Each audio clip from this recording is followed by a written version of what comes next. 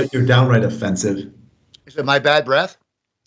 Among other things, yes. Well, I mean, other than the fact that you usually leave it to me to remind our dearly beloved viewers that they should like, subscribe, watch, and also make sure to share. Share the ever-living bakikis out of this video. And also, while you're at it, we would greatly appreciate if you became a Patreon supporter or a PayPal supporter. Both are very much appreciated. What's not appreciated is the fact that nobody's watching. Like, you kiss your mother with that mouth.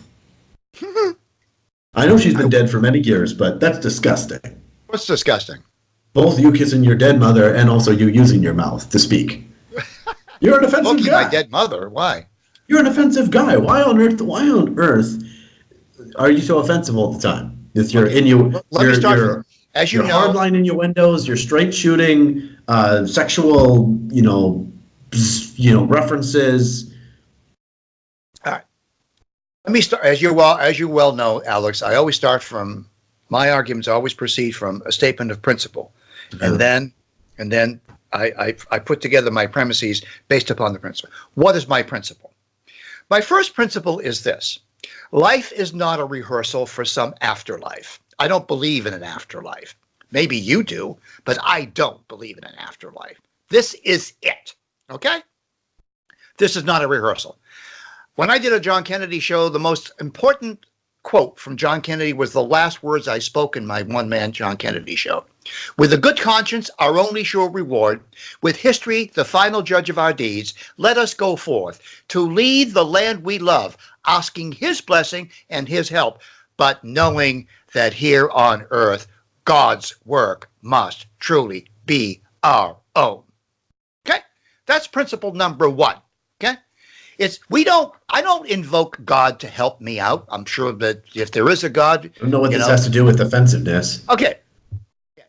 It's very important to confront people's complacency. This is a whole discussion we're going to have about complacency. All right?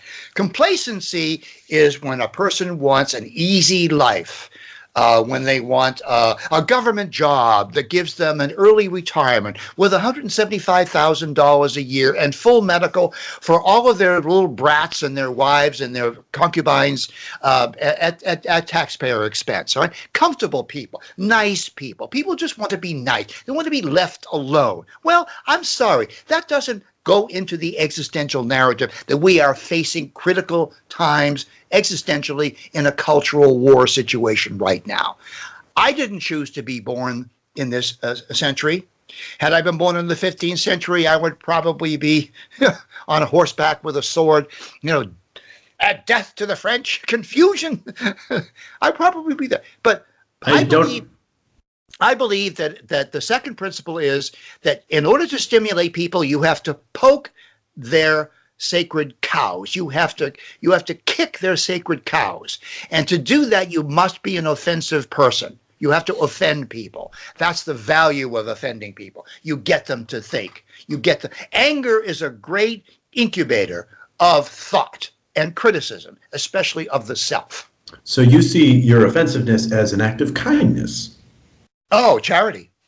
Interesting. Yeah. That's probably why that explains a lot why you're not so offensive to my mother, because she's already got it all together.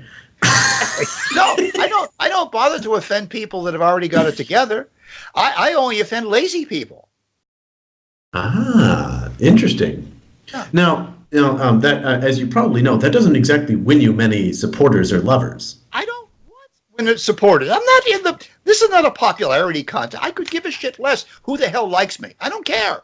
Well, I didn't say people who liked you. I said people who followed you, support you. That's so funny. I tweeted a guy said, he said if you'll follow me, I'll have 10,000. I'll have 10,000 followers. I said, stop counting. Bishop Fulton J. Sheen, a person that I really admire, Venerable Sheen. He's up for canonization. There's a young priest that came into his rectory office one day and said, "Oh, Bishop Sheen, I would like you to give me advice." Bishop said, "What would you like me to advise you of, my son?" And the priest said, "Well, I've only got 35 converts this year, and I want you to advise me on how to get more." Bishop Sheen just leaned back in his chair and he said, "Here's my advice. Stop counting." There you go. Well, I'm also not so much referring to converts, so much as I'm referring to people who are on the edge as to whether or not they would agree with what you stand for, because you stand for a lot of different principles and values. So if they perceive you as an offensive person, they may perceive what you're associated with as offensive. So are you concerned that your offensiveness may detract them away from other things you hold dear? No, no, no, Why is not at that? all.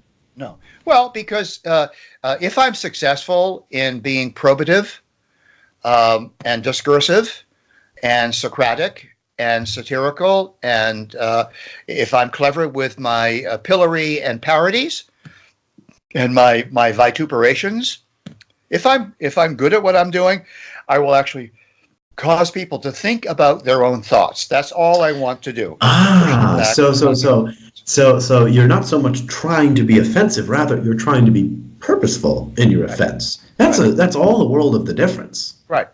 That's my goal, is to get people to think.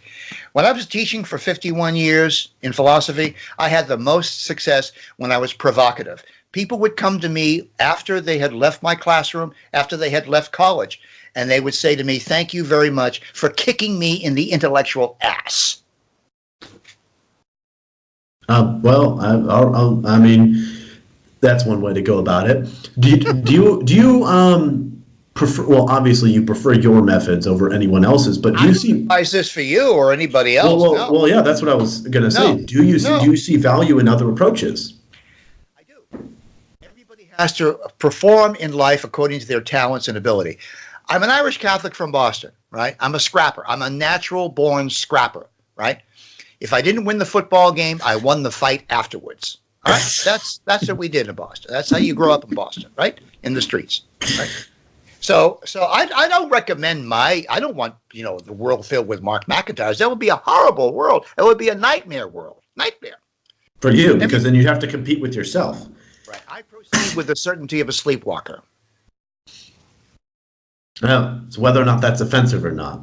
Well, not streetwalker, but sleepwalker. Ah, okay. Watch it, Weatherman. Folks, thank you so much for listening to how offensive this disgusting, filthy brat is. Make sure to feed this disgusting, filthy brat by becoming a Patreon supporter and PayPal. And also, share more of his filth by sharing this video and Right. liking. And don't forget to comment and subscribe.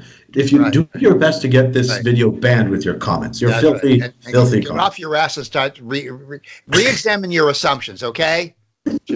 Love you too. Talk to you later.